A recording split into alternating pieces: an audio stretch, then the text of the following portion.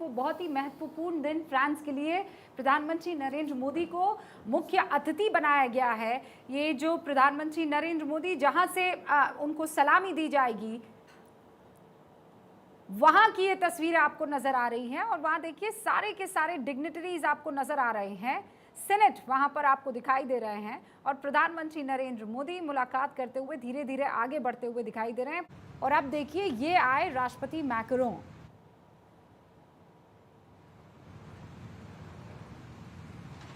बिल्कुल वैसा ही है जैसे हमारे राष्ट्रपति बग्गी में आते हैं। उसकी एक अपनी परंपरा, उसकी एक अपनी कहानी है। वैसे ही इस वक्त आप राष्ट्रपति मैक्रो को देख रहे हैं। मेजर अली। जी हाँ, जैसे कि आपने सही फरमाया और रविंद्र साहब ने भी बिल्कुल सही फरमाया। देखिए हमारा ट्रेडिशन है जैसे कि बग्गी में आते हैं और वो बग्गी एक ट्रेडिशनल बग्गी है। उस तरीके से ये जो गाड़ी है ये ओपन एयर, जैसे कि हमारी कराज होती है, कराज में वो इतनी स्ट्रॉन्ग होती है, वो पानी के थ्रू वेट करते हुए वो निकल जाती है। वैसे भी ये एक बहुत पावरफुल आर्मर्ड व्हीकल लग रही है जो कि ओपन एयर आर्मर्ड व्हीकल एक तरीके से इसको कहेंगे। उसमें जा रहे हैं इनके राष्ट्रपति और ये और बाजू में पायलट्स इनके देखिए आप कितने शान से, मतलब इतना अच्छा लग रहा है देखते हुए। मेजर अली, ये जो साथ में हम जो वहाँ पर जो गाड़ियां खड़ी हैं उनके बारे में भी अगर आप दर्शकों को बताते चलें। इनफैक्ट इस बीच ये देखिए प्रधानमंत्री नरेंद्र मोदी डिग्निटरीज के बीच में। मेजर शाह। जी हाँ, जी आप कैवलरी देख रहे हैं। Cavalry is basically horse regiment, जैसे कि हमारी 61st कैवलरी है, वो एक तरीके से जो सेरेमनी वो हमारी शान है, हमारे घोड़ों में वो स्पेशलाइज करती है। उस तरीके से जो हॉर्स कैवलरी ये जा रही है और पीछे इसके पीछे ये मोटरसाइकिल का काफिला है। जैसे कि हमारी CMP होती है, मिलिट्री पुलिस, वो मोटरसाइकिल के इसमें आपने देखा होगा 26 जनवरी की परेड पे जो कर्तव्य पथ पे तब राजपथ हुआ करता था, उस टाइम पे भी ये कर्तव्य दिखाते हैं अपने, ये स्टंट्स दिखाते हैं। उसी तरीके से पीछे मोटरसाइकिल का जो काफिला आ रहा था वो इनके स्कॉट्स, जो इनकी मिलिट्री पुलिस के बराबर होगा उनके, और यहाँ पे जो VVIP बल्कि मैं कहूँगा कि जो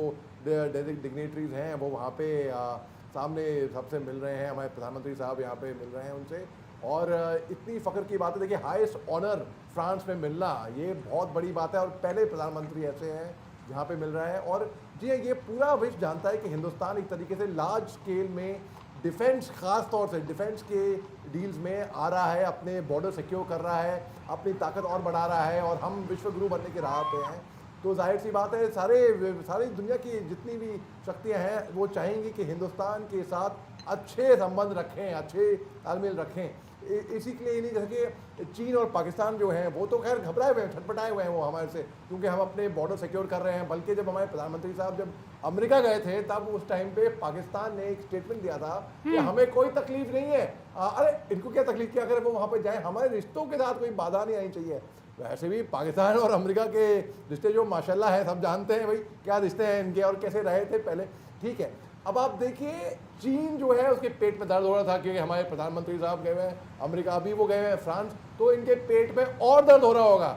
और आप देखिए जितने भी बॉर्डर्स हैं हमारे सिक्योर तो हो ही रहे हैं, साथ ही साथ में जितने भी बाकी देशों के, एक ज़माना था जहाँ पे हिंदुस्तान इजराइल, रूस, अमेरिका को के साथ वो इंपोर्ट करती थी डिफेंस इक्विपमेंट, आज की तारीख में वो एक्सपोर्ट कर रही है फिलीपींस और अन्य देशों से के साथ। तो हमारे रक्षा मंत्री राजनाथ सिंह साहब ने जरूर फरमाया था कुछ महीनों पहले, हम चाहते हैं कि हिंदुस्तान केवल हिंदुस्तान के लिए नहीं बनाए, केवल मेक फॉर द वर्ल्ड बनाए।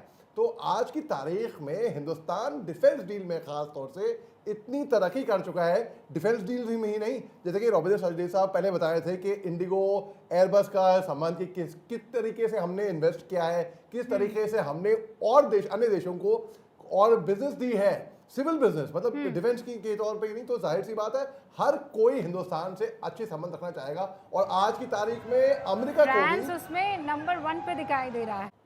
प्राइम मिनिस्टर नरेंद्र मोदी इस परेड में हिस्सा लेने के बाद बायलैटरल टॉक्स में भी शिरकत करेंगे और वहीं पर बड़ी बड़ी डिफेंस डील जो है वो साइन की जाने वाली है। लेकिन ये आप तस्वीरें देखिए, ये कैवलरी जिसका जिक्र अभी मेजर शाह कर रहे थे।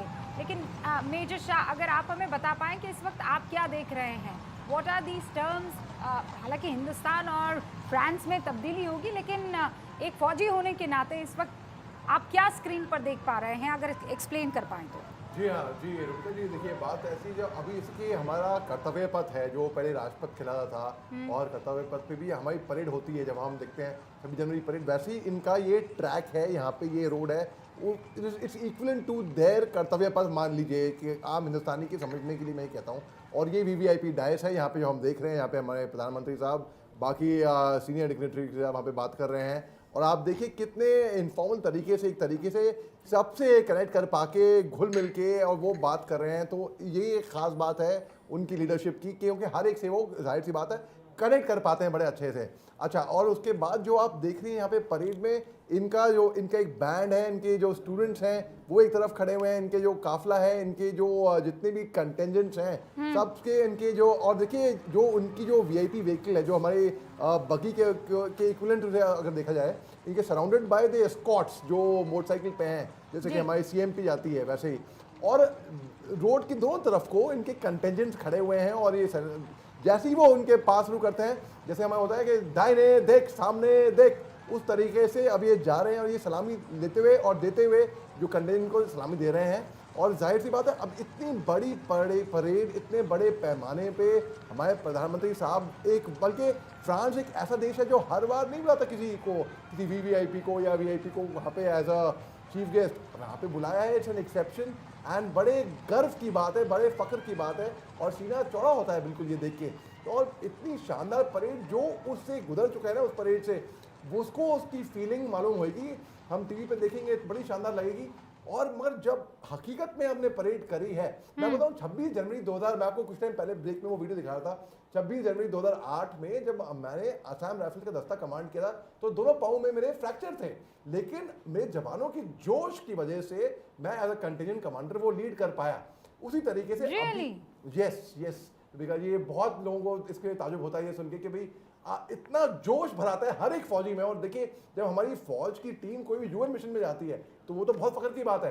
अब आप देखिए, एक कोई भी टीम, हमारे कंटेंजेंट अब्रॉड जा रहा है और बैटल डे के परेड में हिस्सा ले रहा है, ये बहुत फख्र की बात है। और ये एक ऐसे फख्र की बात है, जिंदगी भर इन फौजियों को याद रहेगा। जो हमारी पंजाब रेजिमेंट के जो कंटेंजेंट वहाँ पर बना भी है, इसके बाद जो हमने सूबेदार साहब को देखा वहाँ पे बात करते हुए, जो वहाँ पे कंटेंजेंट में थे, वहाँ पे शायद कंटेंजेंट के ट्वाइस थे मेरे ख्याल से, क्योंकि ऑफिसर नॉर्मली एक लीड करता है, तो ऑफिसर साहब अगर होते एक कैप्टन या ऑब्लिक मेजर रैंक का ऑफिसर होता है।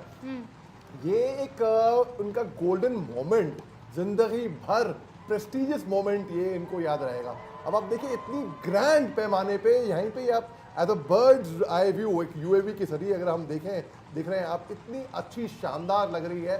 दुनिया की नजरें होंगी, केवल फ्रांस या हिंदुस्तान की नहीं, दुनिया भर में हर कोई ये अभी देख रहा होगा परेड।